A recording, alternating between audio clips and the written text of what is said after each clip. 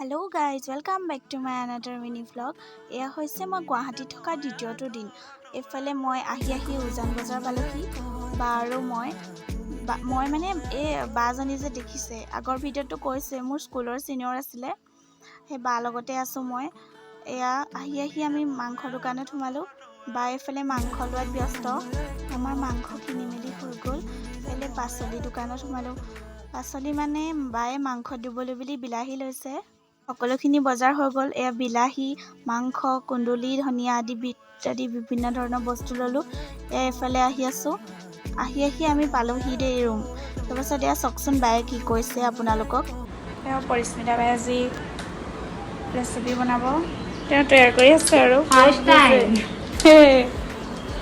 First time হেনো। এফালে আলুখিনি প্ৰথমে ফ্ৰাই কৰি লৈছে। এফালে ভাতটো কুকাৰত দি থৈছে। এয়া দেখিছেনে ইমান ধুনীয়া ৰং উঠি গৈছে। পিছে আজিৰ